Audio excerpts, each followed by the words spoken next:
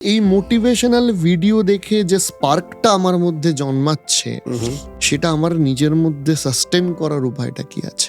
Motivation তখনই sustain করবে যখন আমার লাইফস্টাইল ডিসিপ্লিন হবে।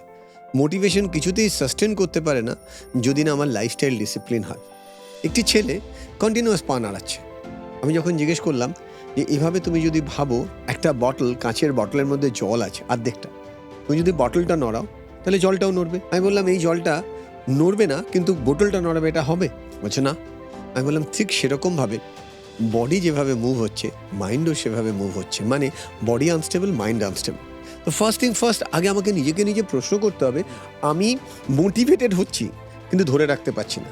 বিকজ এইখানে সেকেন্ড প্রশ্নটা আসছে ওই মোটিভেশন আর ডিসিপ্লিনের মধ্যে আমি কোনটায় যাব। আমি মোটিভেটেড হচ্ছি বাট আমি ডিসিপ্লিন নই, তাহলে মোটিভেশন সাস্টেন করবে না।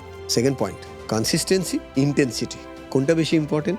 মোটিভেশনাল ভিডিও দেখলাম, ইন্টেন্সিটি সুপার হাই, পরের দিন সকালবেলা উঠে আমি মাঠে যাচ্ছি, দুদিন বাদে গায়ে ব্যথা, পিঠে ব্যথা, মাথায় ব্যথা, আজকে না থাক কালকে, আজকে না থাক কালকে। তার মানে কনসিস্টেন্সি অনেক ইম্পর্টেন্ট ইন্টেন্সিটির থেকে। তোমার ইন্টেন্সিটি অ্যাভারেজ থাকুক কিন্তু কনসিস্টেন্সি রাখা দরকার। তার মানে এটা থেকে আমরা কি শিখতে পাচ্ছি যে যদি আমি ডিসিপ্লিন লাইফস্টাইলের মধ্যে যাই, যদি আমার কনসিস্টেন্সি ধরে রাখতে পারি, তাহলে অটোমেটিক্যালি রেজাল্ট আসতে পারে।